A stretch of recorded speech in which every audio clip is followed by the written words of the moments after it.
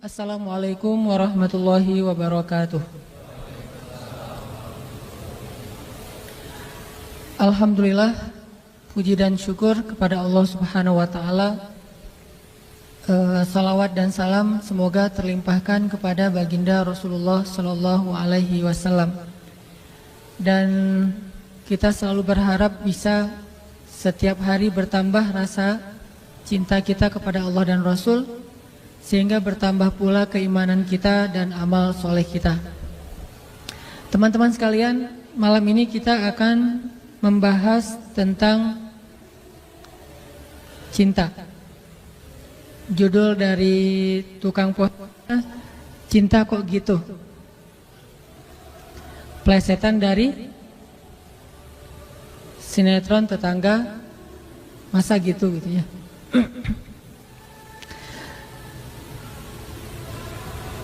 Pernah ngerasa kapok nggak dengan cinta?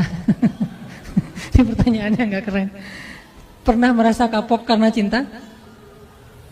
Nggak pernah? Pernah jatuh cinta? Jatuh cinta atau jatuh hati? Tertarik dengan hati atau tertarik dengan hawa nafsu? Susah Ustaz ngebedain mah.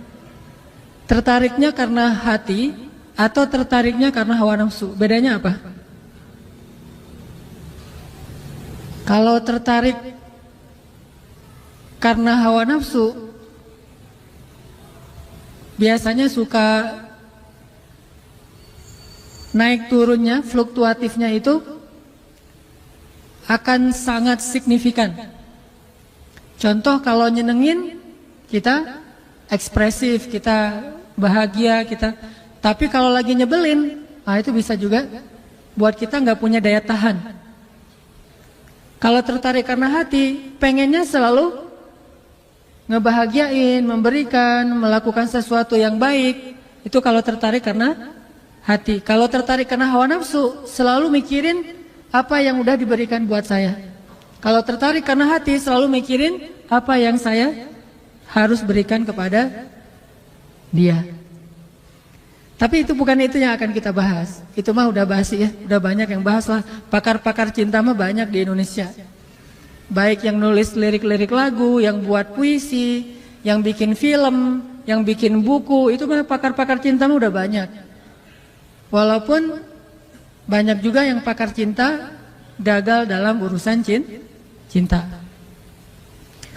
Saya kepengen bahas malam ini tentang satu bentuk cinta yang makin bertambah cinta itu makin tough. Makin bertambah rasa cinta itu kita makin kuat kesabarannya. Makin bertambah rasa cinta itu kita makin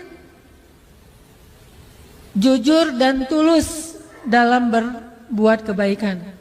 Makin bertambah rasa cinta itu kita makin bermanfaat buat orang banyak. Makin bertambah rasa cinta itu kita makin berani berkorban. Makin bertambah rasa cinta itu kita semakin khusyuk dalam sholatnya. Pernah nggak ngerasain gara-gara cinta sholat nggak khusyuk? Pernah nggak? Gara-gara lagi mikirin tentang seorang laki-laki atau tentang seorang perempuan, sholat jadi nggak khusyuk. Pernah nggak yang di bawah sini nih, yang di lantai 1, gara-gara mikirin laki-laki jadi nggak khusyuk sholat? Pernah?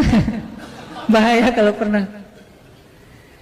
Pernah nggak gara-gara mikirin cewek, ada satu sosok wanita yang kita banget, terus jadi nggak khusyuk sholat?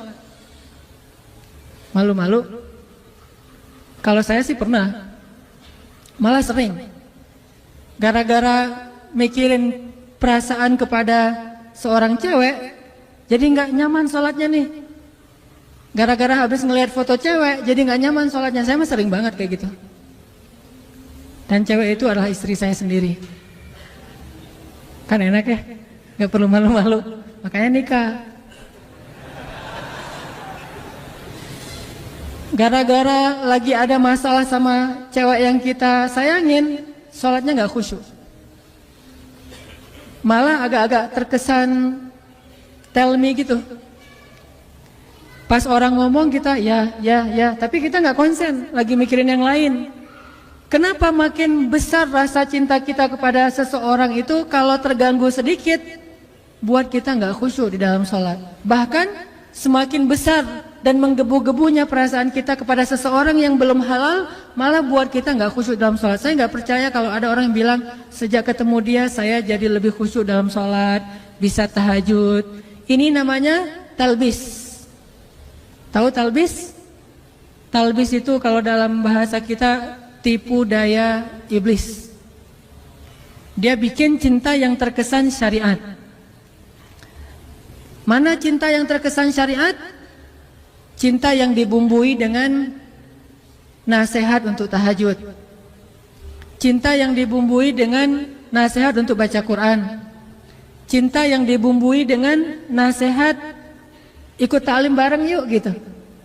Nunggu di mana? Di persimpangan itu. Saya nggak bawa kendaraan, ya udah bareng aja.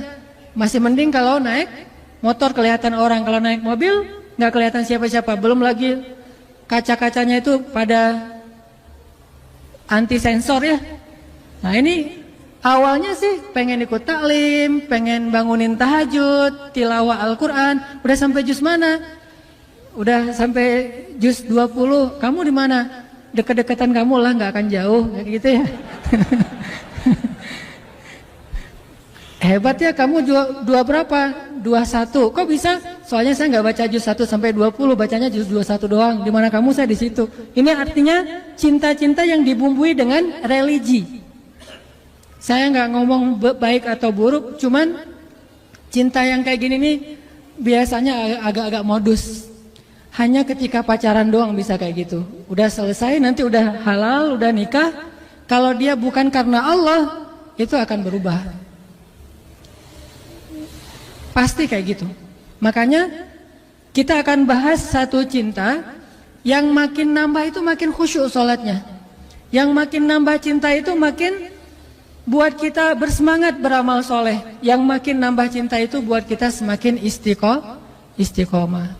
Yuk kita baca Al-Quran dulu. Coba teman-teman buka surat At-Taubah ayat 24. Surat At-Taubah ayat 24.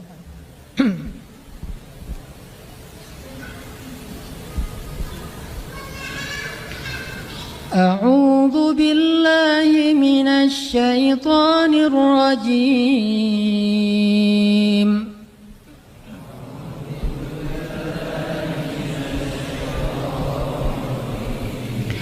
Qul in kana aba'ukum wa abna'ukum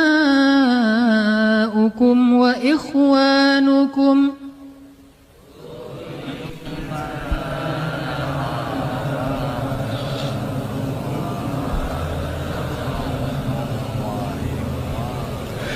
وإخوانكم وأزواجكم وعشيرتكم وأموال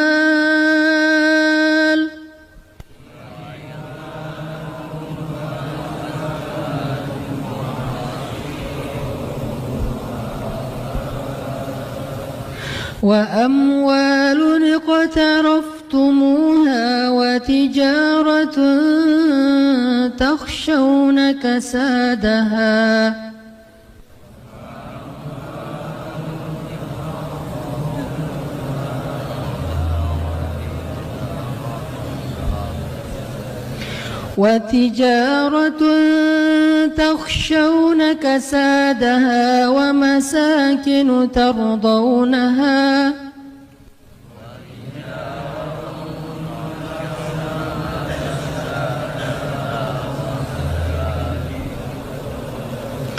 ومساكن ترضونها أحب إليكم من الله ورسوله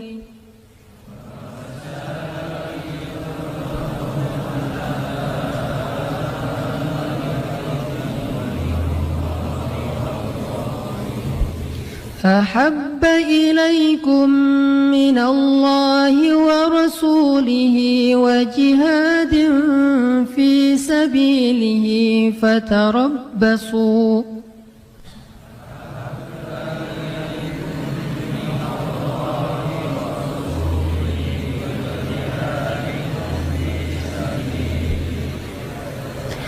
فتربصوا حتى يأتي الله بأمره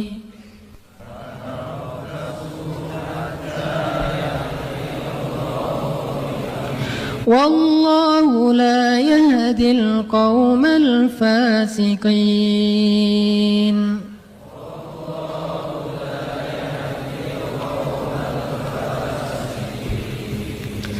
Katakanlah, jika ayah-ayah, anak-anak, saudara-saudara, istri-istri, serta keluargamu, harta kekayaan yang kamu usahakan, perniagaan yang kamu khawatirkan kerugiannya, dan tempat tinggal yang kamu sukai, lebih kamu cintai daripada Allah dan Rasul-Nya, dan dari berjihad di jalan Allah, maka tunggulah sampai Allah mendatangkan keputusannya kepadamu. Dan Allah tidak memberi petunjuk kepada orang-orang yang berbuat kefasikan. Shadaqallahul azim. Teman-teman yang dirahmati Allah Subhanahu wa taala, ayat ini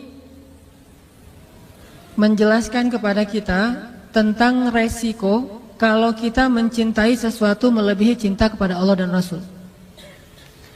Pokoknya kata Allah di sini, nggak mungkin kalian akan bahagia kalau kalian mencintai sesuatu melebihi cinta kalian kepada Allah dan Rasul.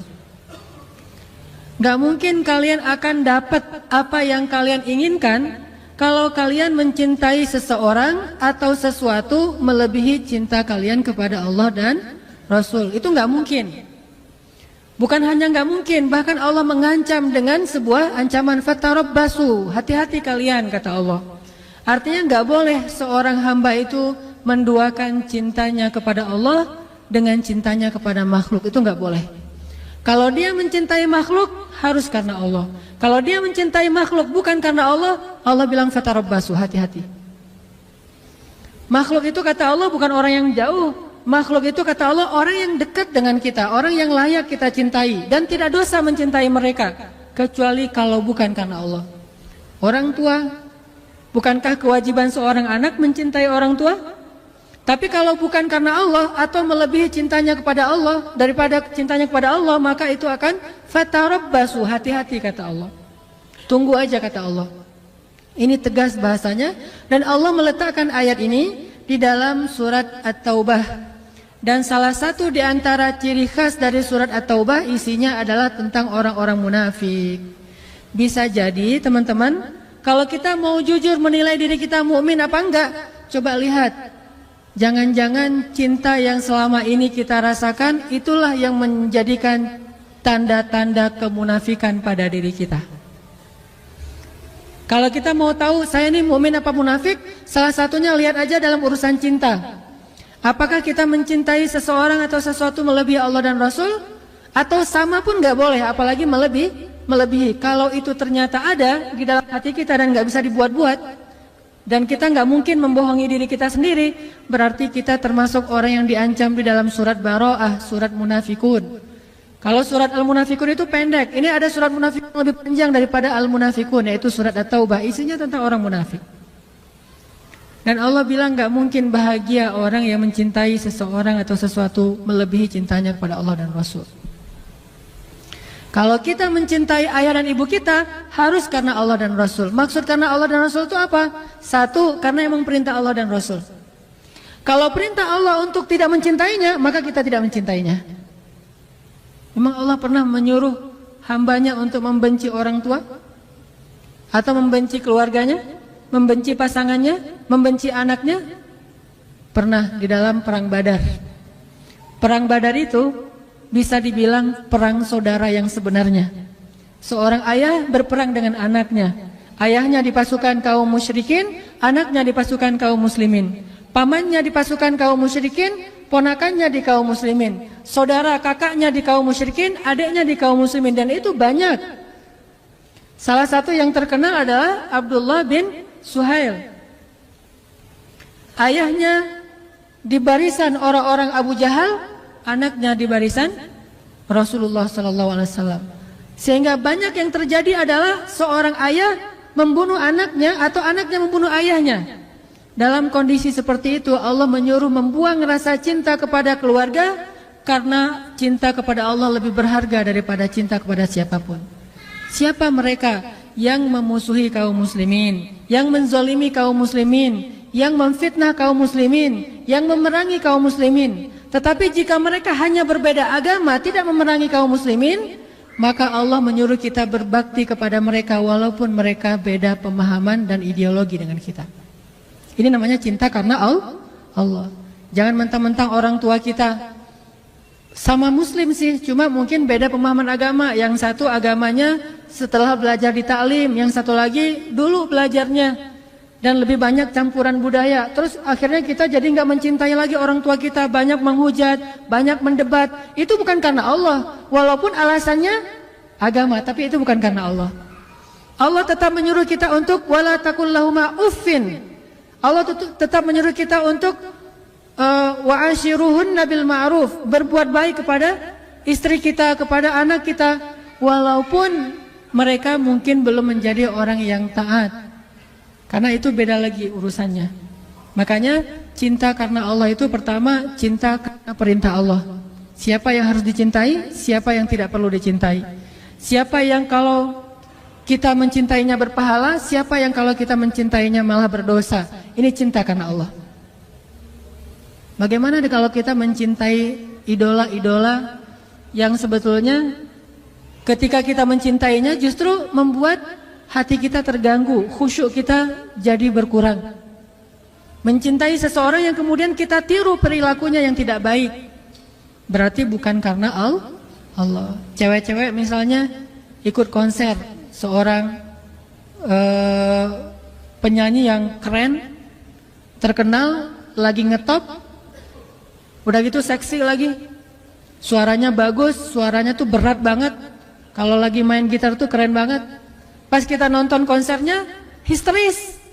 Jangankan itu, histeris terhadap mayit suami aja dilarang ya. Boleh histeris terhadap mayit suami? Suaminya meninggal terus dia histeris, teriak-teriak, namanya kan meratapi mayit. Itu nggak boleh, termasuk dosa besar. Apalagi histeris terhadap manggungnya orang yang bukan siapa-siapa bagi kita. Itu lebih nggak boleh lagi. Nah, ini cinta ini pasti bukan karena Allah. Dan kalau ini yang ada di dalam hati kita, pasti nggak akan pernah bahagia. Udah nggak berpahala, nggak ngebahagiain, nggak nambah amal soleh. Terus gimana terhadap yang kayak gitu-gitu mah? Biasa aja, nggak usah pakai perasaan. Flat.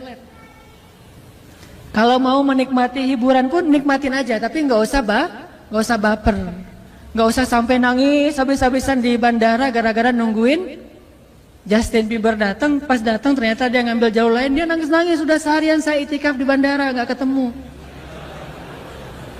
Yang laki-laki juga kayak gitu. Artinya itu udah baper, udah mulai pakai perasaan, dan perasaan itu pasti akan mengganggu kekhusyuan kita dalam ibadah kepada Allah.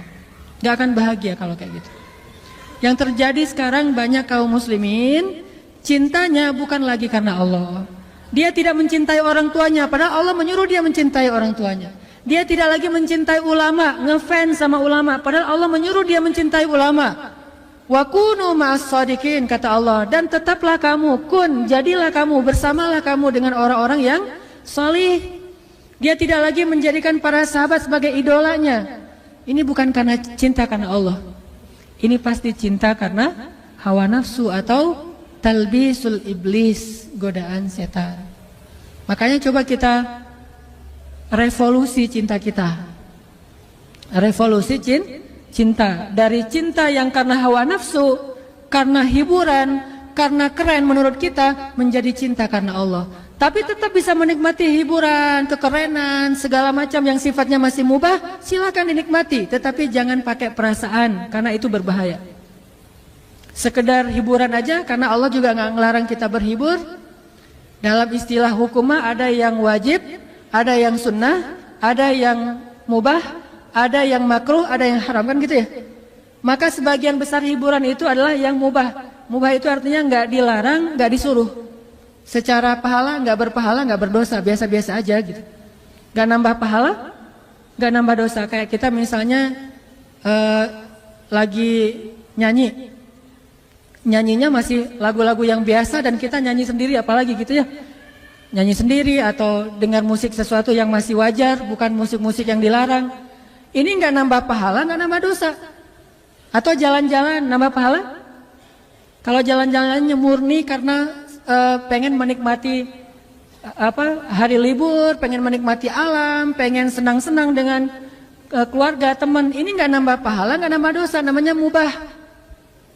Maka tidak masalah kita tetap menikmati hiburan, tetapi jangan libatkan perasaan cinta, karena hati itu adalah wadah yang kosong.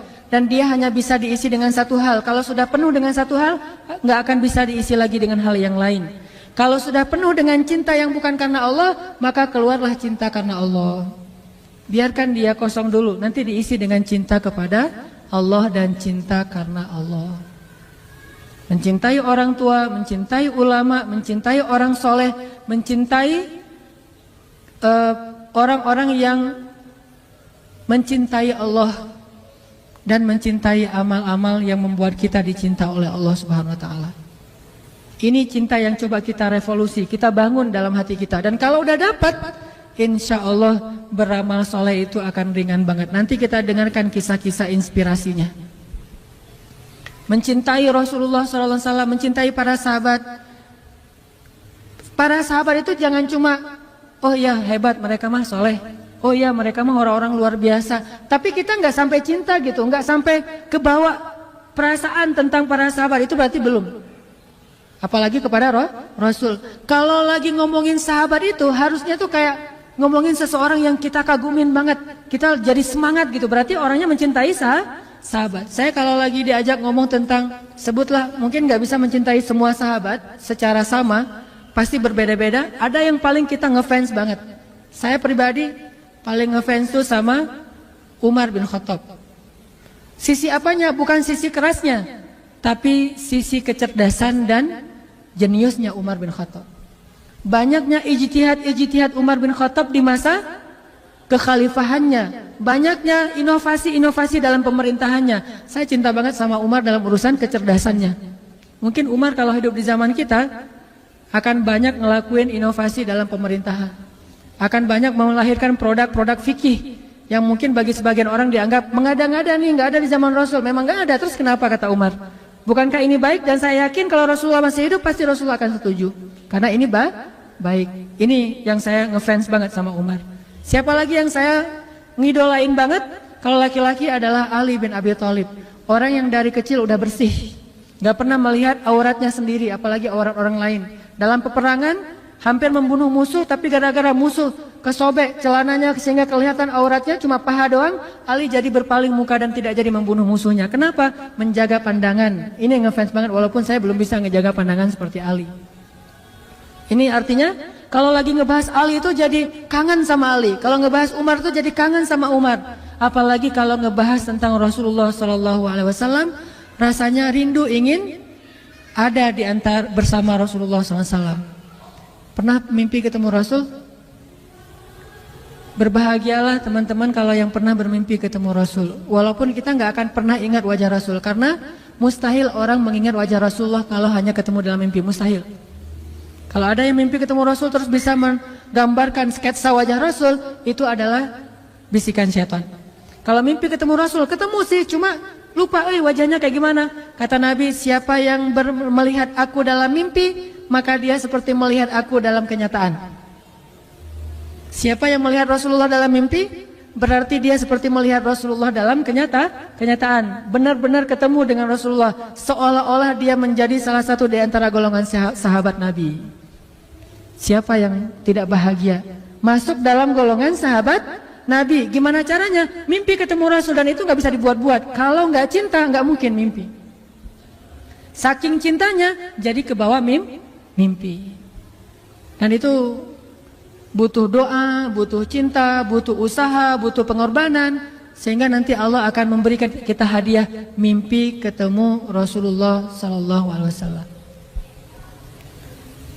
Saya dulu pernah waktu kecil banget sebelum saya sering ikut musabaqah mimpi ketemu Rasul.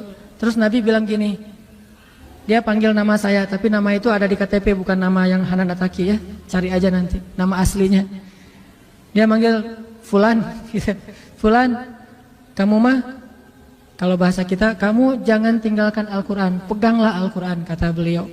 Udah gitu saya belajar Al-Quran jadi juara musabaqah. Ke bawahnya tuh ke juara musabaqah. Pas saya udah mulai agak-agak gede, udah remaja, mulai puber dan agak jauh dari Al-Quran, mimpi lagi. Mimpinya masuk surga, tapi surganya nggak enak banget. Surganya tuh gelap.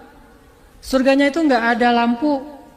Terus istananya itu kayak saung-saung yang udah reot gitu. Terus ada hujan, terus saya duduk dalam saung itu terus kehujanan. Oh kok surga kayak gini ya, mending di rumah saya daripada di surga.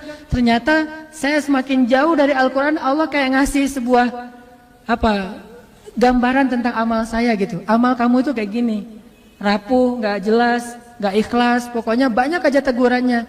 Sampai sekarang saya kangen pengen mimpi lagi ketemu Rasul tapi belum bisa. Berarti memang amalnya belum baik, belum setulus, belum sepolos ketika saya masih kecil.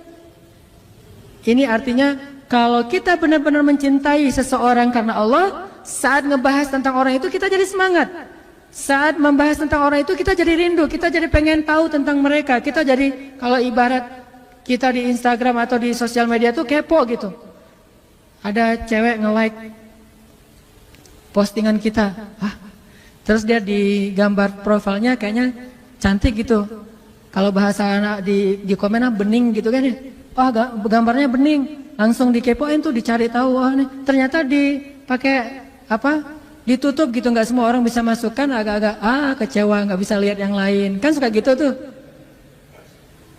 Terus ada lagi yang lihat lagi kalau yang cowoknya keren nih, kayaknya janggutnya dipelintir ala Van Kyle gitu ya, kumisnya dipelintir gitu kayak kumis My Stupid Boss. Udah gitu ininya janggutnya kan gaya-gaya 2016, janggutnya tipis, kumis dipelintir, rambutnya rapi gitu, klimis. Pakai kacamata hitam walaupun nggak minus. Pakai kacamata yang frame-nya hitam walaupun nggak minus, kacamata biasa. Pas melihat kayak gitu jadi kepo, pengen tahu nih orangnya siapa, tinggal di mana dan segala macam aktivitasnya. Ini karena kita mulai pakai perasaan penasaran gitu. Apalagi kalau udah ada hubungan, harusnya kita kepada Rasulullah keponya dengan membaca sirah Rasul, keponya dengan membaca hadis Rasul, keponya itu dengan cara mencari tahu tentang sosok Rasulullah itu kayak gimana. Makanya nanti setelah sholat Isya, saya pengen share beberapa kisah tentang bentuk cintanya para sahabat kepada Rasulullah. Itu tuh luar biasa. Kayaknya agak susah kita nirunya, tapi mudah-mudahan jadi penyemangat doang buat kita untuk bisa lebih belajar revolusi cinta, mencintai Allah dan Rasul melebihi apapun juga. Insya Allah nanti kita sharing cerita setelah selesai sholat Isya. Barakallahu bin Rabah, sahabat Nabi, merasa udah nggak kuat lagi tinggal di kota Madinah. Karena setiap kali Bilal datang ke masjid, maka Bilal akan melihat rumah Nabi di sebelahnya yang di dalamnya ada kuburan Rasul. Jadi kalau kita bentuk cintanya adalah kangen pengen ke Masjid Nabawi, kalau Bilal justru karena saking cinta udah nggak kuat lagi berada di Masjid Nabawi. Karena orang yang dia cintai telah wafat. Sehingga sejak Rasulullah wafat, berkali-kali Bilal minta izin kepada Abu Bakar untuk ikut jihad dan gak pulang lagi ke Madinah, pengen tinggal di tempat yang lain. Tapi gak diizinkan oleh Abu Bakar, sampai akhirnya setelah sekian lama membujuk Abu Bakar bisa diizinkan, pergilah Bilal dan akhirnya Bilal tinggal di Syam. Kalau sekarang Suriah. Di sanalah Bilal menikah. Jadi selama ini dia asik dengan cintanya kepada Rasulullah sehingga gak sempat mikirin pernikahan. Jadi kalau masih ada yang ngerasa galau soal pernikahan, mending belajar mencintai Allah dan Rasul aja deh. Insya Allah nggak akan galau lagi soal kapan nikah, nggak apa-apa. Saya mah udah punya cinta yang besar, yaitu kepada Allah dan Rasul. Akan tersibukkan dengan sendirinya hatinya dengan cinta yang sebenarnya. Baru berangkat ke Syam. Sampai di Syam, Bilal menikah di sana. Menikah di sana, hidup di sana, sampai setelah beberapa tahun berada di Syam, akhirnya bergantilah pemerintahan dari masa Abu Bakar ke masa Umar bin Khattab. Setelah beberapa tahun di Syam, pada suatu malam Bilal menangis. Malam-malam dia bangun nangis, gerung-gerung gitu kayak anak kecil. Istrinya nanya, "Ya Bilal, ada apa? Ada apa? Kamu mimpi buruk?" "Enggak, justru ini mimpi baik." "Mimpi apa?" "Aku mimpi ketemu dengan Rasulullah SAW." Dan Rasulullah bersabda, "Siapa yang melihat aku dalam mimpi, berarti dia melihat aku dalam kenyataan." Aku bertemu dengan Rasulullah di dalam mimpi dan Rasulullah berkata, "Ya Bilal, kami rindu kepadamu. Sudah lama engkau tidak mengunjungi kami ya Bilal." Setelah bangun dari mimpi itu, Bilal semakin rindu kepada Rasul, merasa bersalah udah lama gak menjenguk Rasulullah. Akhirnya Bilal pun memutuskan untuk, kalau bahasa kita mah umroh, memutuskan untuk ziarah ke makam Rasul. Berangkat Bilal dari Syam, umroh ziarah ke makam Rasul. Melihat Bilal masuk lagi ke kota Madinah, penduduk Madinah itu berasa seperti hidup lagi di zaman Rasul. Senang gitu, dan Umar sangat senang dengan kedatangan Bilal. Sehingga selesai Bilal sholat, selesai Bilal ibadah-ibadah sunnahnya, termasuk menjenguk atau berziarah ke makam Rasul dan Abu Bakar. Kemudian Umar berkata kepada Bilal, "Ya Bilal, sudah lama kami tidak mendengar suara azan darimu. Tolong kumandangkan sekali lagi azan seperti engkau mengumandangkannya di masa Rasul. Kami rindu ingin merasakan suasana di zaman Rasul." Benar Bilal, kata para sahabat yang lain yang ada di situ. Umar, kemudian Abdurrahman, beberapa orang sahabat, "Ya Bilal, azan, kami ingin mendengar suaramu seperti dulu kami mendengarnya di masa Rasul." Kata Bilal, "Saya tidak akan kuat." Kata mereka, Coba dulu kamu usahakan karena kami ingin sekali mendengarnya. Saya tidak akan kuat. Cobalah wahai Bilal demi kami supaya kami bisa semangat lagi dalam beramal soleh mengikuti perjuangan Rasulullah. Akhirnya karena udah dipaksa terus, Bilal pun mengumandangkan azan. Allahu Akbar, Allahu Akbar. Kota Madinah kaget mendengar suara Bilal. Orang-orang yang ada di rumah semuanya mengatakan, "Apakah Rasulullah sudah bangkit kembali? Apakah Rasulullah sudah bangkit kembali?" Mereka semuanya kaget dan bahagia, seolah-olah Rasulullah sudah bangkit dari kematiannya. Seperti Isa seolah-olah diturunkan kembali setelah dia diangkat ke langit. Satu kota Madinah tuh kaget bahagia gitu. Kayak seorang ibu yang kehilangan anaknya tiba-tiba mendengar suara anaknya dari jarak dekat dan ingin dipeluk segera anaknya itu. Saking rindunya mereka kepada Rasulullah. Allahu Akbar, Allahu Akbar. Pasar yang tadinya ramai tiba-tiba sepi mendengar suara Bilal yang masih sayup-sayup.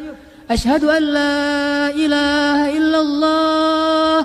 Semuanya berlari keluar dari tempat-tempat kerja mereka, dari pasarnya, dari rumahnya. Semuanya berlari ke masjid, ingin memastikan apakah Rasulullah sudah dibangkitkan kembali. Bahagia semuanya. Apakah Rasulullah sudah dibangkitkan? Apakah Rasulullah sudah hidup lagi? Semuanya bertanya dengan pertanyaan yang sama. Asyhadu an la ilaha illallah. Semuanya semangat datang ke masjid, ngumpul, ramai banget. Kemudian ketika Bilal mengatakan, Asyhadu anna Muhammadar Rasulullah. Asyhadu anna. Gak sanggup lagi Bilal, berhenti di situ. Kemudian Bilal menangis dengan suara nangis yang luar biasa kerasnya. Lalu satu masjid menangis, lalu satu kota Madinah menangis. Sehingga para ulama mengatakan, tidak pernah kota Madinah menangis sedahsyat mereka menangis hari itu kecuali ketika Rasulullah wafat. Cuma 2 kali menangisnya kota Madinah paling dahsyat. 1 hari ketika Rasulullah wafat, 2 hari ketika Bilal kembali mengumandangkan azan dan mengucapkan asyhadu anna Muhammadar Rasulullah. Semuanya menangis. Semuanya merasa kehilangan Rasulullah. Semuanya merasa bahwa mereka ingin kembali di zaman ketika Rasulullah masih hidup. Lalu mereka bertanya setelah semuanya selesai menangis, "Ya Bilal, kenapa kamu tadi menangis?" Kata Bilal, "Dulu biasanya kalau saya selesai mengumandangkan azan, saya akan datang ke hujrahnya Rasul. Hujrah Rasulullah itu kamarnya Rasul, rumah kecilnya Rasul. Selesai azan saya akan datang ke rumahnya Rasulullah dan memanggil, ya Rasulullah, as-salah, as-salah. Rasulullah nggak keluar sampai mendengar suara Bilal memanggil beliau secara khusus. Udah selesai azan, Bilal manggil Rasul, ya Rasulullah, as-salah, as-salah. Baru Rasulullah keluar dengan wajah berseri-seri. Sekarang bagaimana saya akan memanggil Rasulullah sedangkan Rasulullah sudah bersama kekasihnya yaitu Allah Subhanahu wa taala. Menangis lagi satu masjid, satu kota Madinah. Pokoknya hari itu adalah hari berkabung sekota Madinah. Hari menangisnya kota Madinah, saking rindunya mereka kepada Rasulullah. Bagaimana dengan kita ketika mendengar suara azan dan muazin mengucapkan nama Rasulullah sallallahu alaihi wasallam? Di situ kelihatan apakah kita mencintai Rasulullah lebih dari apapun juga setelah Allah Subhanahu wa taala. Kalau tidak, fatarabbasu, hati-hati. Kalau tidak, fatarabbasu, tunggu aja. Na'udzubillah min dzalik, berarti masih ada kemunafikan dalam hati kita. Bagaimana kita, apakah hati kita merasa gemetar, bergetar ketika kita mendengar suara seseorang mengatakan Muhammad sallallahu alaihi wasallam, Rasulullah sallallahu alaihi wasallam? Apakah hati kita bergetar seperti bergetarnya hati seorang kekasih ketika mendengar suara kekasihnya, nama kekasihnya disebutkan? Kalau yang pernah jatuh cinta banget, jatuh cinta berat, pasti tahu banget gimana rasanya ketika ada seseorang yang menyebutkan nama orang yang dia cintai. Pasti berubah suasana perasaannya, hatinya, ekspresi wajahnya, itu pasti. Kalau yang pernah merasakan cinta berat. Kalau yang belum pernah, ya tanya aja ke yang udah pernah. Itu pasti tuh. Namanya misalnya ditulis di mana? Saya pernah ya, pas saya lagi umroh, di hotel itu ada satu gate, nama gate-nya itu nama istri saya. Langsung saya fotoin, cekrek. Langsung saya send ke istri saya, ini nama kamu ada di gate yang masuk ke masjid. Namanya ada di gate salah satu hotel di Mekah. Pas saya baca itu kayak ada beda gitu dengan membaca gate-gate yang lain. Walaupun ada gate Abdul Aziz, King Fahad atau apa segala macam. Ini ada satu gate bukan di masjid sih. Kalau di masjid keren banget istri saya. Di hotel gitu, gate-nya itu menuju ke masjid, nama istri saya. Nama panggilan sayang saya kepada istri saya. Itu beda hasilnya, beda rasanya. Bagaimana ketika nama Rasulullah Sallallahu Alaihi Wasallam disebutkan? Apakah kita mencintai nama itu? Muhammad.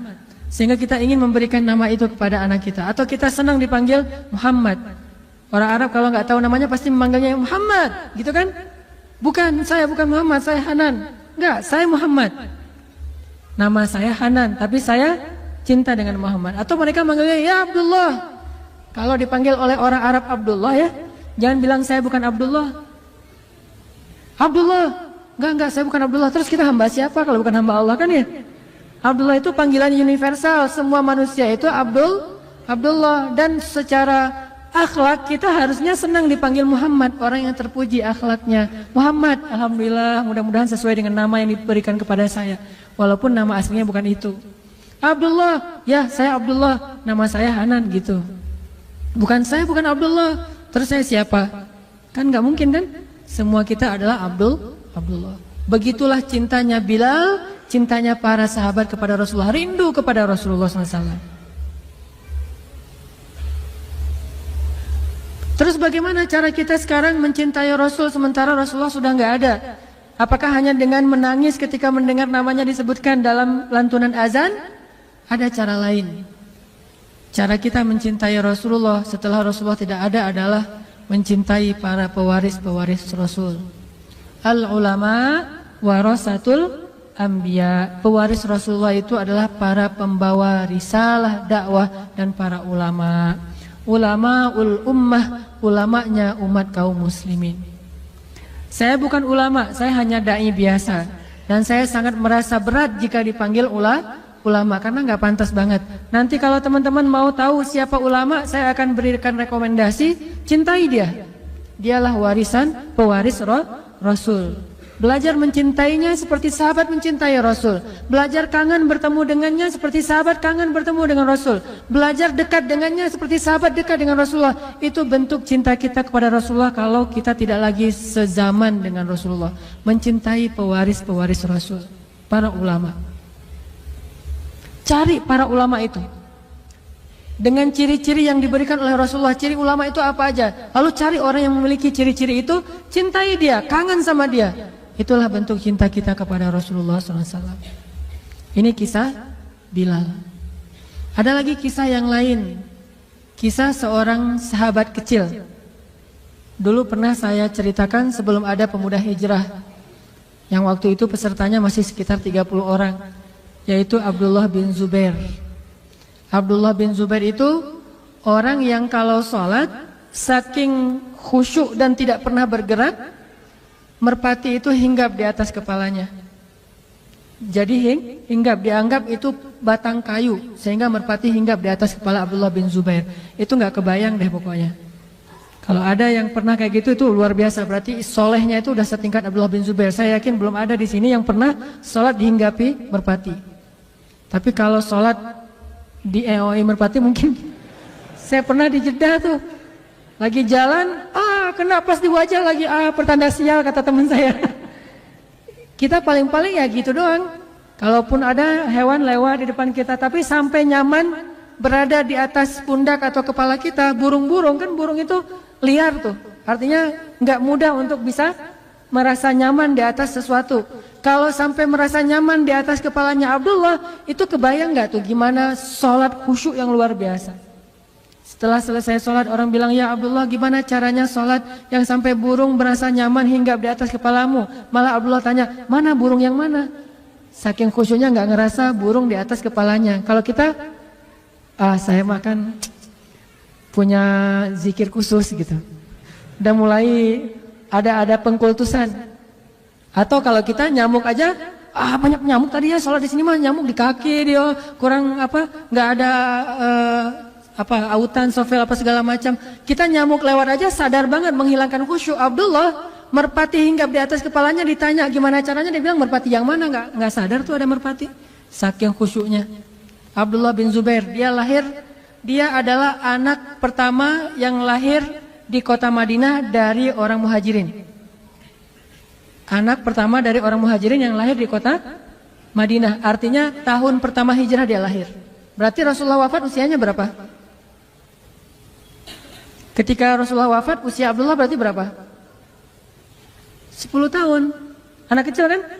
Baru kelas 4 SD, 10 tahun. Nah, ada adegan anak di bawah 10 tahun. Berarti ini adegan ini sebelum Rasulullah wafat. Berarti kurang dari 10 tahun tapi udah punya cinta yang besar kepada Rasulullah. Berbahagialah kalau kita punya anak yang cinta kepada Allah, cinta kepada Rasul, cinta kepada orang-orang soleh. Ini udah punya percikan-percikan kesolehannya Abdullah bin Zubair. Dan harus punya anak kayak gini. Makanya saya kemarin, walaupun saya nggak layak dicintai kayak gitu, tapi saya ngelihat sesuatu yang inspiring dari salah satu anak teman-teman kita di sini, yang dia kangen dengan ustadz yang menurut dia soleh, walaupun kenyataannya nggak soleh, cuma ya nggak apa-apa lah, husnuzan dia ya mudah-mudahan jadi kenyataan. Dia kangen dengan ustadz itu, pengen ketemu ustadz itu, udah lama nggak ketemu. Ini baik, sama kayak Abdullah bin Zubair yang mencintai Rasulullah SAW. Pasti usianya masih di bawah 10 tahun, karena Rasulullah wafat dia 10 tahun. Gimana bentuk cintanya? Suatu saat Rasulullah sedang bekam, ngeluarin darah. Ketika darahnya udah keluar, Rasulullah bilang ke Abdullah, tolong buang darah ini ke tempat yang nggak ada yang lihat, nggak ada yang tahu. Oh ya siap ya Rasulullah. Sami'na wa ata'na. Ambil darah itu, dia pergi lama, datang senyum. Kata Rasulullah, kamu buang di mana ya Abdullah? Saya buang ke tempat yang tidak ada yang tahu kecuali saya dan Allah dan saya. Hah? Di mana itu ya Abdullah? Rasulullah curiga. Terus Rasulullah tanya, ya Abdullah, kamu telan darahnya, kamu minum? Iya ya Rasulullah. Diminum sama dia coba. Darah Rasul diminum sama anak usia di bawah 10 tahun. Kenapa ya Abdullah? Ya Rasulullah, saya tidak rela setetes darahmu ini dinikmati oleh makhluk yang lain. Saya lebih pengen menikmatinya daripada yang lain. Daripada saya buang dinikmati sama semut segala macam, mending saya ya Rasulullah. Karena saya mencintaimu ya Rasulullah. Coba lihat ekspresi anak kecil di zaman Rasul. Ditelan darah Rasulullah. Dan darah bekam itu nggak sedikit, bisa 1 labu tuh. Minimal setengah labu, nelan darah karena saking cintanya. Siapa yang ngajarin? Gak ada yang ngajarin, itu ekspresi aja. Karena emang dia cinta banget sama Rasulullah, gila dengan cintanya kepada Rasulullah, sampai akhirnya dia minum darah yang kalau bahasa kita darah kotor, tapi Rasulullah gak punya darah kotor. Diminum sama dia, terus Rasulullah kemudian mengatakan, tidak akan dimakan oleh api neraka seseorang yang di dalam tubuhnya ada darah aku, yaitu Abdullah bin Zubair, salah satu yang dijamin tidak akan masuk api neraka. Lalu Rasulullah mendoakan Abdullah bin Zubair, mendoakan khusyuknya sholat, mendoakan syahidnya, sehingga dia meninggal dalam keadaan dibunuh, kemudian jasadnya digantung di Ka'bah. Kan ada tuh adegan di masa seorang penguasa yang sangat zalim, setelah masa Ali bin Abi Thalib, Abdullah bin Zubair dibunuh, kemudian jasadnya digantung di Ka'bah beberapa hari tapi tidak membusuk. Berharap ibunya Asma binti Abi Bakar, kakaknya Aisyah, mengambil jasadnya dengan memohon-mohon kepada si pembunuh. Setelah lama ditunggu, ibunya nggak datang-datang, membiarkan jasad anaknya tergantung. Akhirnya si pembunuh ini yang putus asa, datang ke Asma. Ya Asma, anak kamu sudah saya gantung, kok kamu nggak datang-datang? Kok kamu nggak bermohon kepada saya supaya saya turunkan jasad anakmu dan dikuburkan? Kata Asma, yang saya tahu bukan kamu yang telah mencelakakan dia, tapi dia yang mencelakakan kamu nanti di akhirat. Demi Allah, saya tidak akan menghinakan diri saya dengan cara memelas kepadamu untuk menurunkan jasad anak saya. Akhirnya diturunkan sendiri sama si pembunuhnya, diturunkan, akhirnya diserahkan kepada keluarga. Abdullah bin Zubair, anak kecil, apa yang telah dia dapatkan dari Rasulullah SAW? Ilmu apa sehingga dia mencintai Rasulullah lebih daripada apapun? Bahkan dia rela meminum darah Rasulullah. Kemudian ada Abdullah yang lain, namanya Abdullah bin Umar, anaknya Umar bin Khattab, sniper, ulama pula, banyak ilmu dan jago nembak, jarang meleset. Abdullah bin Umar pernah ketika suatu hari dalam jamuan makan bersama Rasulullah, biasanya yang di sebelah kanan Rasulullah itu Abu Bakar, kemudian Umar, kemudian orang-orang yang seniornya para sahabat. Kali ini di sebelah kanannya Rasulullah itu langsung duduk Abdullah bin Umar. Langsung dia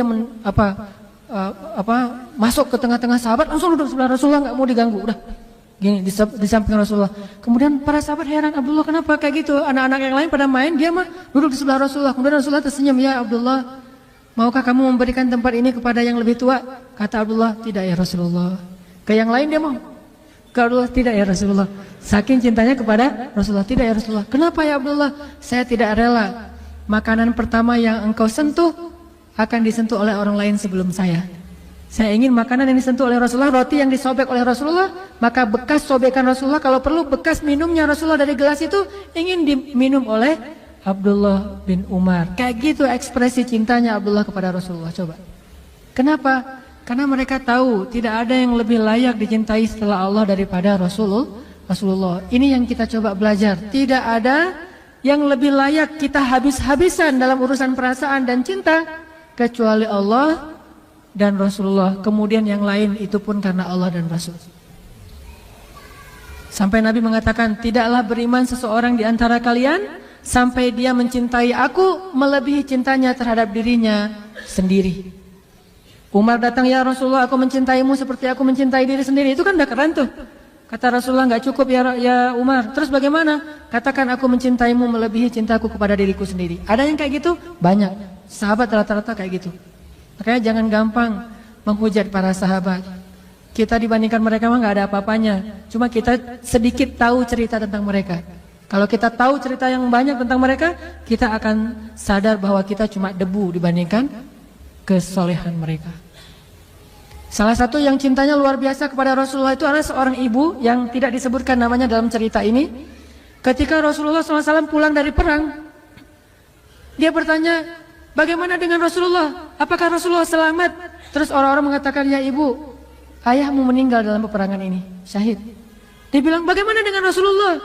Ya ibu, kakakmu meninggal dalam perang ini. Kata dia, bagaimana dengan Rasulullah? Dia nggak peduli, ayahnya meninggal, kakaknya meninggal, bagaimana dengan Rasulullah?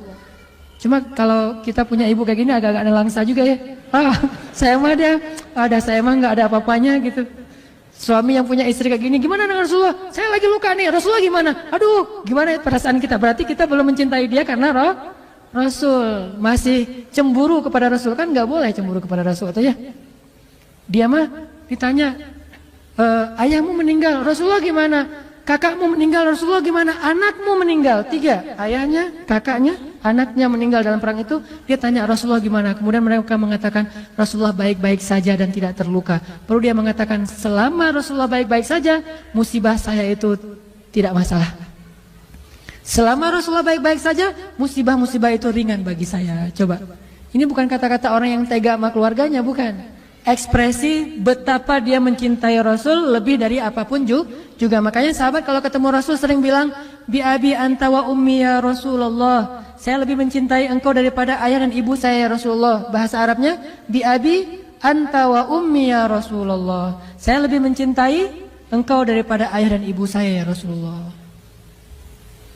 Ada lagi seorang perempuan disebutin namanya Ummu Umarah atau Ummu Imarah. Ummu Umarah ini salah satu prajurit Islam perempuan yang paling banyak berperang bersama Rasulullah, orang Ansar, bukan orang Muhajirin. Jadi kalau ada yang bilang perempuan gak boleh jadi aktivis, berarti dia gak pernah baca cerita Ummu Umarah. Itu bukan aktivis lagi, udah jadi prajurit. Kalau perempuan gak boleh jadi militer, berarti dia gak baca cerita Ummu Umarah. Perempuan jadi polwan, Ummu Umarah, tapi jangan polwan yang itu. Polwan yang Ummu Umarah lah pokoknya ya. Yang menjaga keamanan, bukan membawa merusak keamanan hati para pria. Oke, tadi cerita apa? Ummu Umarah. Ada yang bilang nggak boleh perempuan jadi aktivis, perempuan mah di rumah aja. Siapa bilang nggak boleh? Kalau dia bisa menjaga batasan-batasan sebagai seorang muslimah, maka kenapa tidak? Sekedar jadi aktivis doang, berperang aja boleh, apalagi aktivis. Emangnya kalau berperang kita boleh milih, saya mah yang bukan muhrim nggak mau, bisa gitu? Berperangnya cari yang muhrim aja, yang dekat-dekatan. Terus kalau ketemu dengan musuh, kamu kan bukan muhrim saya, nggak usah dekat-dekatan, nggak bisa kan ya? Namanya perang bukan cuma bersentuhan dengan musuh, dengan kulit dengan kulit, bahkan bajunya bisa sobek, jilbabnya bisa kesingkap, namanya orang berperang. Ummu Imarah kena sabetan pedang di lehernya, kira-kira sobek nggak tuh? Orang lehernya sampai sobek, gimana dengan jilbabnya pasti sobek, kelihatan nggak auratnya? Kelihatan, tapi kok masih dibolehin? Namanya perjuangan. Apalagi aktivis yang nggak, insya Allah nggak akan sampai sobek bajunya. Sekedar mungkin lebih banyak berinteraksi dengan laki-laki, selama masih bisa menjaga diri nggak masalah. Tapi kalau dia mulai muncul fitnah, bahasanya rapat dakwah, rapat aktivis, tetapi ternyata justru jadi ajang untuk gitu-gituan, maka jangan. Nah, Ummu Umarah seorang mujahidah yang paling pemberani. Julukannya apa? Hamraul Asad. Hamraul Asad itu artinya singa merah. Kenapa disebut singa merah? Singa karena dia pemberani, merah karena dia berdarah-darah demi membela Allah dan Rasul. Dalam perang Uhud, ketika kaum muslimin dalam keadaan terpukul mundur, dalam keadaan kacau balau, Rasulullah tinggal sendiri, tidak ada yang melindungi, dan Allah merekam itu di dalam Al-Quran. Ketika kalian pergi dan meninggalkan Rasul di belakang sendiri, siapa yang balik arah dan membela Rasulullah waktu itu? Salah satunya di antara sedikit orang yang balik lagi untuk melindungi Rasulullah adalah Ummu Umarah. Melindunginya gimana? Dia nggak punya pedang karena pedangnya udah jatuh. Dia lari bersama semua pasukan yang jumlahnya 700 orang, udah lari, pedang udah jatuh, tombak udah jatuh. Mereka secara spontan lari semuanya naik ke atas bukit. Tiba-tiba Ummu Umarah ingat, Rasulullah gimana? Rasulullah gimana? Lihat ke belakang, Rasulullah tinggal sendiri di antara musuh. Langsung balik lagi, nggak mikirin tentang apakah dia siap apa enggak dengan senjatanya. Balik. Ketika musuh menebas Rasulullah, dia tahan pakai badannya. Dia nggak punya senjata untuk nahan pedang musuh, sehingga ketika musuh mau menebas Rasulullah, daripada Rasulullah yang kena tebasan pedang dan nanti bisa membahayakan nyawa Rasul, dia tahan dengan badannya. Dia langsung pasang badan, kena badannya. Setiap kali kena badannya, dia ngelihat Rasulullah tidak apa-apa, dia bahagia. Kemudian dilempar tombak oleh musuh, dia tahan lagi dengan badannya, sehingga di tubuhnya ada lebih dari 20 luka bekas tombak, panah, dan sayatan pedang demi menjaga dan melindungi Rasulullah. Gimana kira-kira? Kena pedang itu kan beda dengan cuma kegores sama pisau ya. Itu pedang beneran, pedang yang diasah, pedang baja. Jadi jangan dibayangin gitu doang. Ngerasain sendiri deh. Itu susah gitu. Kalau kita cuma baca sejarah sekilas doang kita nggak akan menghayati. Makanya kalau baca sejarah hayatin dulu baru tahu gimana perjuangan mereka. Itu luar biasa. Kalau kena peluru meninggal oke. Kalau kena pedang kan nggak meninggal, tanggung kan ya. Sakit tapi nggak mati gitu. Kalau kena peluru sakit langsung mati. Nggak tahu sih kalau yang benar nggak gitu, matinya udah nggak sakit. Katanya kalau udah mati nggak sakit lagi, jadi udah selesai gitu. Tapi kalau kena pedang sampai 20 sayatan pedang gimana tuh rasanya tuh? Sobek seluruh tubuhnya, termasuk yang paling parah itu bagian lehernya. Dia tahan lehernya. Mungkin kalau kita pertama banget, pas Rasulullah mau kena, kita tahan, oke lah karena belum tahu rasanya gitu ya. Wah saya tahan deh pakai tubuh saya deh. Wah ternyata sakit, nggak jadi deh. Kan bisa aja gitu. Ini enggak 20 kali, berarti kan benar-benar rela banget dia mati demi Rasulullah. Kalau sekali doang mungkin masih orang nekat lah gitu. Orang nekat sekali kena, yang kedua udah nggak berani karena emang ternyata sakit banget. Tapi ini 20 kali, perempuan lagi tuh. 20 kali menahan serangan musuh dengan tubuhnya sendiri sampai kemudian dia ditandu untuk pulang, nggak bisa jalan lagi, udah babak belur. Rasulullah juga kena tombak. Di antara yang waktu itu ngelindungi Rasulullah itu adalah Ukasyah. Kemudian makanya Ukasyah itu masuk surga satu di antara 70.000 orang tanpa hisab. Kemudian Abu Bakar, kalau perempuan itu Ummu Umarah. Pas pulang Rasulullah dirawat, Ummu Umarah dirawat. Karena dia perempuan, dirawatnya berbeda dengan laki-laki, punya tenda sendiri. Lagi dirawat, lagi diperban, lagi dijahit, bekas luka-lukanya yang udah sobek kayak gitu, lagi dijahit nih. Dan orang dulu nggak pakai bius kalau ngejahit. Kalau sekarang udah pakai bius masih teriak-teriak. Ya saya kemarin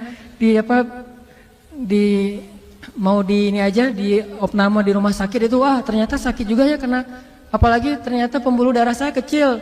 Jadi pas susternya nyari-nyari pembuluh darah saya itu ternyata salah, bukan pembuluh darah, kulit, digini-giniin.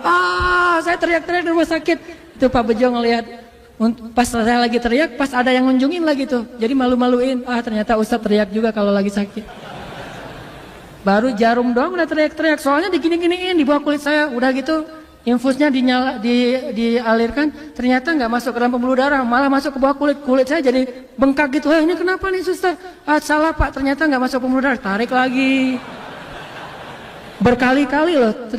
Pelajarannya harus olahraga biar pembuluh darahnya gede. Saya karena kurang olahraga di tangan, olahraga di yang bagian lain, jadi akhirnya pembuluh darah saya kecil. Olahraganya kaki gitu ya.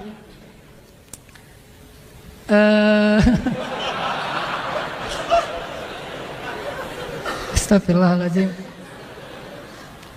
Terbawa suasana. Apa tadi? Ummu Umarah lagi dijahit gitu ya. Sobek tuh, lukanya lagi dijahit. Maka Rasulullah bertanya bagaimana keadaan Ummu Umarah. Rasulullah khawatir dengan nasib Ummu Umarah. Akhirnya Rasulullah datang ke tendanya Ummu Umarah dan bertanya, "Assalamualaikum." Kan di luar tenda tuh. Jangan mentang-mentang merasa saya mah Rasul nggak akan kegoda, main masuk aja enggak. Rasulullah aja yang Rasul nahan. Assalamualaikum. Waalaikumsalam. Man, kata Ummu Umarah, siapa? Rasulullah. Langsung Ummu Umarah berdiri coba. Lagi diperban, lagi dijahit, lagi dalam keadaan sakarat kayak gitu. Pas tahu Rasulullah yang datang langsung berdiri, langsung nutup semua luka dia. Dia nggak mau Rasulullah tahu kalau dia itu luka parah. Sehingga Rasulullah jadi sedih. Kan gara-gara kebelain Rasulullah dia kayak gitu kan. Nggak enak sama Rasulullah. Langsung dia berdiri sampai menetes darahnya dari jilbab dan sorban yang menutupi luka itu. Berdiri, ya Rasulullah, gimana keadaan engkau ya Rasulullah, gimana keadaan engkau? Rasulullah mengatakan, alhamdulillah saya baik-baik saja. Bagaimana kamu ya Ummu Umarah? Alhamdulillah saya masih sehat aja, nggak apa-apa ya Rasul, nggak apa-apa. Coba, bisa nggak kayak gitu? Susah banget tuh bisa kayak gitu tuh. Kalau kita pasti ya Rasulullah, udah lihat kan gimana pengorbanan saya. Pantas sih ngomong kayak gitu, cuma Ummu Umarah nggak mau ngomong kayak gitu. Ya Rasulullah nggak apa-apa, benar-benar nggak mau sama sekali memberatkan Rasulullah baik fisiknya ataupun perasaannya. Kemudian Rasulullah bertanya, ya Ummu Umarah, apa yang kamu harapkan dari semua pengorbanan ini? Kemudian Ummu Umarah baru mengatakan, ya Rasulullah, cuma satu yang saya harapkan, doakanlah saya agar saya menjadi tetanggamu di dalam surga. Selalu kayak gitu. Doakan saya agar menjadi tetanggamu di dalam surga. Kalau kita, ya Allah saya udah tahajud, mana nih kok usaha saya nggak beres-beres nih. Belum tahajudnya, belum istiqomah, baru beberapa hari udah ngomongnya kalau minta, boleh minta, pasti mintanya usaha, jodoh, ya gitu-gitu aja tuh. Coba kalau kita, di zaman kita itu ada Rasulullah. Terus kita tahu Rasulullah itu doanya mustajabah, kira-kira yang akan kita minta apa? Gak usah jauh-jauh. Jawabannya ada di dalam doa kita. Yang paling sering kita doain itu apa? Ya itu yang kita minta. Rata-rata doa-doa kita, gak kita sih, saya aja. Doa-doa saya tuh rata-rata ya tentang dunia. Masalah keluarga, masalah pekerjaan, masalah harta, masalah bahagia, masalah-masalah dunia aja. Ujung-ujungnya akhirnya cuma Rabbana atina fid dunya hasanah. Tapi Ummu Umarah meminta murafaqataka fil jannah. Saya ingin menjadi tetanggamu di dalam surga ya Rasulullah. Rasulullah berdoa, ya Allah berkahilah Ummu Umarah, berkahilah keluarga Ummu Umarah dan jadikan mereka min ahlil jannah. Tahukah kita Ummu Umarah punya anak, dan salah satu di antara anak laki-lakinya yang juga ikut berjihad bersama Ummu Umarah, bersama ibunya, bersama ayahnya, suatu saat ditangkap oleh musuh. Musuhnya adalah seorang nabi palsu. Kalau nggak salah Musailamah Al-Kadzab. Di zaman Abu Bakar As-Siddiq ketangkap sama nabi palsu, kemudian potong kecil-kecil. Ya. Mulai dari jempolnya dimutilasi, terus juga kakinya, kemudian lututnya, kemudian jarinya, kemudian tangannya, kemudian lengannya, satu persatu dimutilasi sama musuhnya. Kenapa dimutilasi? Siksaan.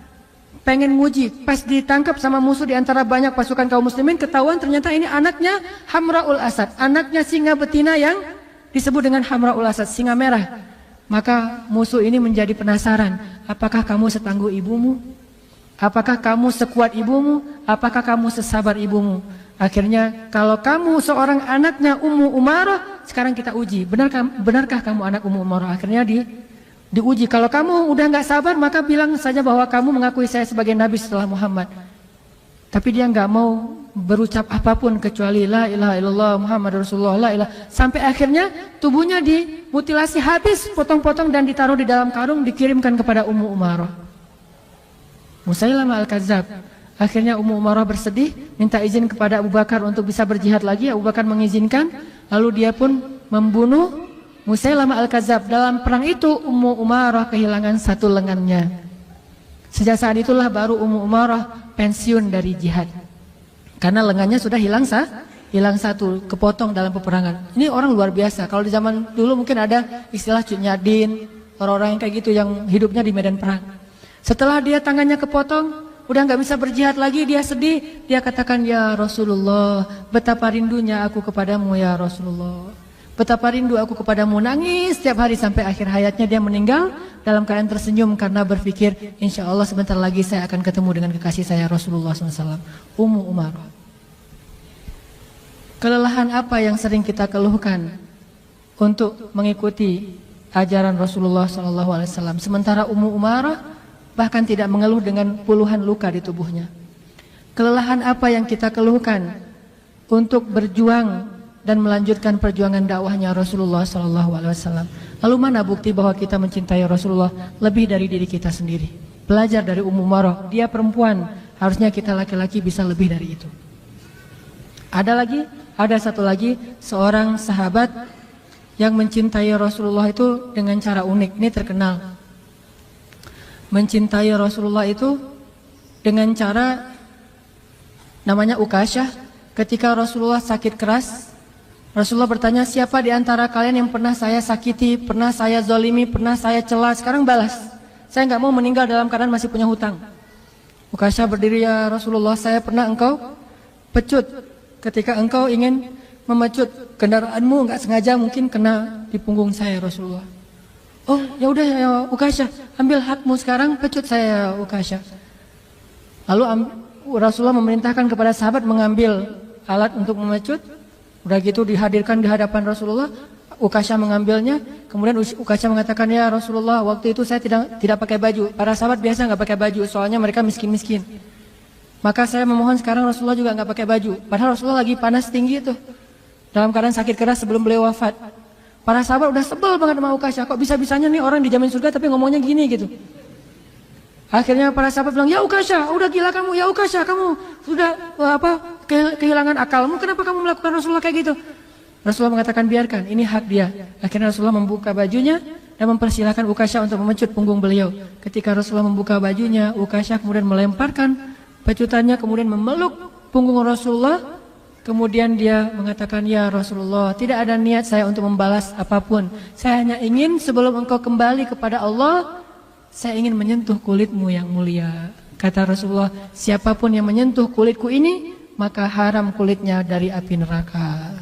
Cara cintanya itu agak-agak unik emang. Makanya sekarang ada orang yang mengekspresikan cinta kepada Rasulullah dengan bersolawat. Ada yang mengekspresikan cinta kepada Rasulullah dengan berjuang dalam dakwah. Ada yang mengekspresikan cinta kepada Rasulullah itu dengan ihya sunnah, menghidupkan sunnah Nabi. Ada yang mengekspresikan cintanya kepada Rasulullah itu dengan membuat syair-syair tentang Rasulullah. Dan para sahabat pun membuat syair tentang Rasulullah, walaupun bukan itu saja ekspresi cinta mereka.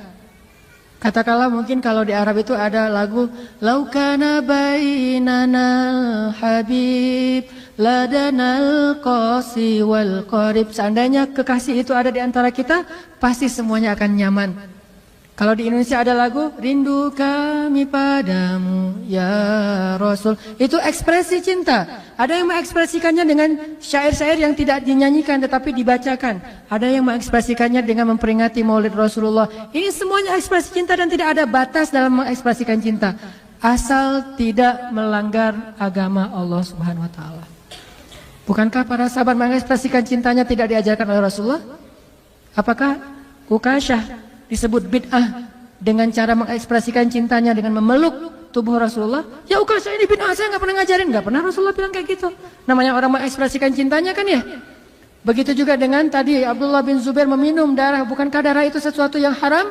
Tetapi dia minum dan khusus untuk Rasulullah ada pengecualian.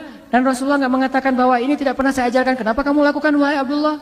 Tidak, itu ekspresi cinta. Selama tidak melanggar syariat, ekspresikan cinta kita dengan cara-cara yang baik. Saya pribadi, walaupun mungkin cinta saya kepada Rasulullah jauh dibandingkan sahabat kepada Rasul, tapi saya mencoba untuk mengekspresikan cinta saya itu dengan berjuang dalam gerakan dakwah, walaupun dakwahnya masih kecil-kecilan. Motivasi saya adalah Rasulullah dulu berjuang, saya ingin meneruskan perjuangannya semampu saya. Inilah ekspresi cinta kita kepada Rasulullah SAW. Maka teman-teman sekalian, kalau kita rindu sama Rasul, ingin ketemu dengan Rasulullah nanti di akhirat, seperti Fatimah bertanya, ya ayah, nanti di padang mahsyar kalau saya rindu sama ayah pengen ketemu, ketemunya di mana? Kata Fatimah. Kata Rasulullah, kalau kamu pengen ketemu dengan saya wahai Fatimah, tunggulah saya di telaga Al-Kautsar. Rasulullah itu nanti di padang mahsyar ada di Al-Kautsar. Kalau di Sirat ada di awal Sirat. Kalau nabi yang lain itu ada di akhir Sirat. Bedanya Rasul dengan nabi yang lain yang jumlahnya ribuan, nabi-nabi yang lain itu melintasi sirat dulu terus nunggu umatnya di ujung sirat. Sambil mengatakan Allahumma salim salim, Allahumma salim salim. Ya Allah selamatkan umat kami, selamatkan umat kami. Mereka ada di ujung sirat, tapi Rasulullah tidak di ujung sirat, beliau ada di awal sirat. Setiap umatnya datang, maka beliau akan membantu. Siapa yang dibolehkan oleh Allah untuk dibantu, maka akan beliau bantu dengan syafaat yang Allah izinkan. Nanti di surga Rasulullah ada di Firdaus. Di padang mahsyar Rasulullah ada di Kautsar. Di Sirat beliau ada di awal titian Sirat. Dan surga beliau ada di Firdaus. Makanya kalau berdoa kata Rasul, berdoalah dapat Firdaus yang puncak, Firdaus al-A'la. Kenapa? Disitulah singgasana Rasulullah SAW. Kalau kita ingin bertetanggaan dengan Rasulullah, maka belajarlah mencintai beliau dan ekspresikan cinta kita dengan cara yang baik, dengan cara yang diajarkan oleh Rasulullah atau yang diajarkan di dalam syariat Islam kita. Mudah-mudahan kehadiran kita pada malam ini adalah bukti kecintaan kita kepada Allah dan Rasul, dan mudah-mudahan Allah menambahkan rasa cinta itu di dalam hati kita sehingga setiap hari menjadi semakin baik amal soleh kita. Teman-teman sekalian, marilah kita tutup halaqah kita pada malam ini dengan sama-sama berdoa, dan kita awali dengan berselawat kepada Rasulullah SAW. Allahumma salli wa sallim wa barik ala sayyidina Muhammad. Allahumma salli ala sayyidina Muhammad kama sallaita ala sayyidina Ibrahim. وبارك على سيدنا محمد كما باركت على سيدنا إبراهيم.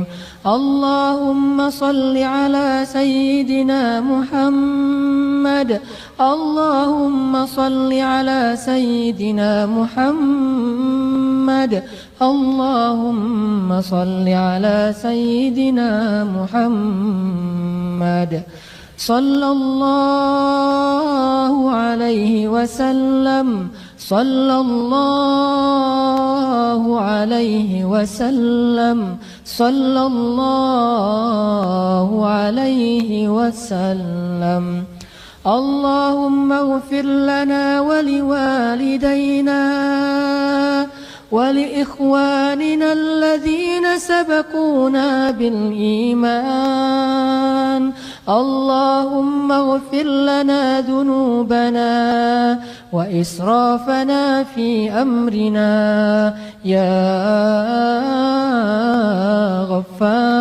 غفار اللهم حبب إلينا الإيمان وزينه في قلوبنا وكره إلينا الكفر والفسوق والعصيان واجعلنا من الراشدين يا مجيب السائلين يا أرحم الراحمين يا ربنا يا ربنا يا إلهنا قصدناك يا كريم ربنا ما أرحمك ربنا ما أرحمك ربنا ما أكرمك ربنا ما أجودك يا الله يا رب السماوات والأرض يا ربنا يا غفار يا غفور اغفر لنا يا غفار اغفر لنا يا غفار اغفر لنا ذنوبنا يا غفور وإن لم تغفر لنا وترحمنا لنكونن من الخاسرين فإن لم تغفر لنا فمن يغفر الذنوب إلا أنت يا الله يا الله يا الله يا الله يا الله يا الله يا الله يا الله أجب دعانا يا الله أجب دعانا يا الله وتقبل منا يا الله قصدناك يا كريم قصدناك يا رحيم قصدناك يا شكور قصدناك يا رب العالمين يا الله إلهنا ya Rabbana, hanya kepada Engkau kami memohon segala permintaan ya Allah. Kami sadar tidak ada gunanya kami meminta kepada selain Engkau ya Allah. Meskipun mereka mencintai kami, tetapi mereka tidak memiliki segala sesuatu seperti yang Engkau miliki ya Allah. Semua kami ini fakir di hadapan-Mu ya Allah, dan Engkau maha kaya ya Allah. Kami ini lemah di hadapan-Mu dan Engkau maha perkasa ya Allah. Kami hina dina di hadapan-Mu dan Engkau maha mulia ya Allah. Kami rendah di hadapan-Mu dan Engkau maha tinggi ya Allah. Kami hanya hamba di hadapan-Mu dan Engkau penguasa alam semesta ya Allah. Ya Rabbana, Sepenuhnya kami adalah milik-Mu ya Allah. Diri kami dan hati kami adalah milik-Mu ya Allah. Hidup kami adalah milik-Mu ya Allah. Sesungguhnya kami semua adalah milik-Mu ya Allah. Dunia dan akhirat adalah milik-Mu ya Allah. Hidup dan mati adalah milik-Mu ya Allah. Dan kami tidak akan kembali kecuali kepada-Mu ya Allah. Dalam keadaan baik atau dalam keadaan buruk ya Allah, pasti semua akan kembali kepada-Mu ya Allah. Inna lillah, inna lillah, kami semua milik-Mu ya Allah. Wa inna ilaihi raji'un, dan pasti kami semua akan kembali kepadamu. Pasti ya Allah, kami akan kembali kepadamu ya Allah. Tidak ada keraguan sedikit pun, pasti kami akan kembali kepadamu ya Allah.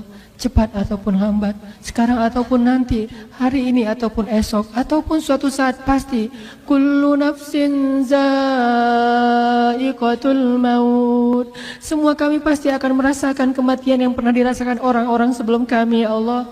Sesoleh para anbiya pun akan wafat ya Allah. Dan sedurhaka Fir'aun juga akan mati, dan semua dikembalikan kepadamu ya Allah. Kami takut ketika kami kembali kepadamu dalam keadaan kotor ya Allah. Kami takut ketika kami kembali kepadamu Engkau belum menerima taubat-taubat kami ya Allah. Kami takut ketika kami kembali kepadamu, kembalinya kami di hari yang paling celaka dalam hidup kami ya Allah. Kami takut ketika kami kembali kepadamu, kami masih menyimpan sombong di dalam hati kami ya Allah. Sedangkan Rasul-Mu mengatakan tidak akan masuk surga orang yang di dalam hatinya ada kesombongan walaupun sekecil zarah ya Allah. Bersihkanlah hati kami ya Allah. Kami takut kembali kepadamu dalam keadaan su'ul khatimah ya Allah. Ampunkanlah dosa-dosa kami ya Allah. Jika hari ini adalah hari terakhir dalam hidup kami, maafkanlah kekurangan dari amal-amal kami hari ini ya Allah. Dan terimalah taubat kami ya Allah. Jika Ramadan kali ini mungkin adalah Ramadan terakhir bagi kami ya Allah, jadikanlah Ramadan kali ini adalah Ramadan terbaik dalam hidup kami ya Allah. Jangan Engkau biarkan sehari pun berlalu dengan sia-sia ya Allah, karena kami tidak tahu apakah ada kesempatan yang lebih baik daripada Ramadan setelah ini ya Allah. Beri kami hidayah ya Allah, agar kami bisa menggunakan waktu kami sebaik-baiknya ya Allah. Beri kami hidayah ya Allah, agar kami bisa beramal sebanyak mungkin sebelum kami kembali kepadamu ya Allah. Karena harta yang kami kumpulkan tidak lagi bermanfaat bagi kami nanti di akhirat ya Allah. Keluarga yang kami banggakan tidak lagi bisa menolong kami nanti di akhirat ya Allah. Nama besar yang sering membuat kami menjadi sombong tidak lagi bermanfaat bagi kami di akhirat ya Allah. Para pengikut, orang-orang yang mengidolakan kami, mereka tidak bisa menolong kami nanti di akhirat ya Allah. Teman-teman yang selama ini mengajak kami bermaksiat, mereka bersenang-senang dengan kami di dunia, tetapi mereka tidak bisa menolong kami nanti di akhirat ya Allah. Hanya amal soleh dan orang-orang soleh yang mampu menolong kami dengan seizin-Mu ya Allah. Jadikan hati kami cinta kepada keimanan dan amal soleh, dan jadikanlah rasa cinta itu indah di dalam hati kami ya Allah. Ya Allah, maafkanlah kami jika kami pernah durhaka kepada orang tua kami ya Allah, dan itu sering kami lakukan ya Allah. Maafkanlah kami jika hati kami masih berat untuk memaafkan kesalahan orang tua kami, padahal kesalahan kami jauh lebih banyak daripada kesalahan mereka kepada kami ya Allah. Maafkanlah kami jika kami pernah durhaka kepada suami kami ya Allah, durhaka kepada istri kami ya Allah, durhaka terhadap anak-anak kami ya Allah, terhadap saudara kami ya Allah. Maafkanlah kami jika kami pernah menzalimi orang lain ya Allah. Maafkanlah kami jika kami pernah mencela orang lain ya Allah. Maafkanlah kami jika kami pernah merampas kehormatan orang lain ya Allah. Astaghfirullah, astaghfirullah, astaghfirullah, astaghfirullah, astaghfirullah, Rabbal baraya,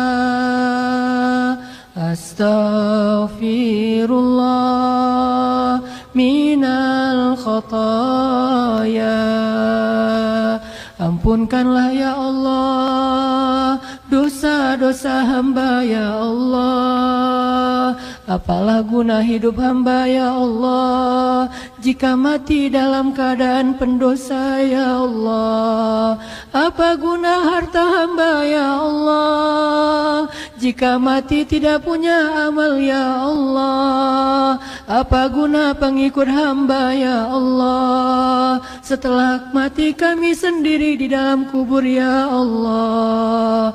Apa guna kesombongan dan kebanggaan ya Allah jika mati kami tidak membawa apa-apa ya Allah. Apa guna dunia dan seisinya ya Allah jika kekekalan hanya ada di akhirat ya Allah. Sadarkanlah hati kami ya Allah, jangan biarkan kami tertipu oleh dunia ya Allah. Jangan biarkan kami silau dengan fata morgana ya Allah. Jangan biarkan hidup kami sia-sia ya Allah. Jangan biarkan waktu kami sia-sia ya Allah. Lindungilah hamba-Mu ya Allah. Kami berserah diri kepadamu ya Allah. La haula wa la quwata illa billah. La haula wa la quwata illa billah. La haula wa la quwata illa billah. Ya Allah, sampaikanlah salam rindu kami kepada Rasulullah. Sampaikanlah salam rindu kami kepada keluarga Rasulullah. Sampaikanlah salam rindu kami kepada para sahabat, khususnya kepada Bilal bin Rabah.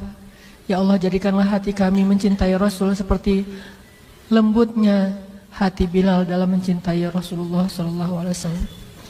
Rabbana atina fid dunya hasanah wa fil akhirati hasanah wa qina adzabannar. Subhanakallahumma wa bihamdika asyhadu an la ilaha illa anta astaghfiruka wa atubu ilaik. Assalamualaikum warahmatullahi wabarakatuh.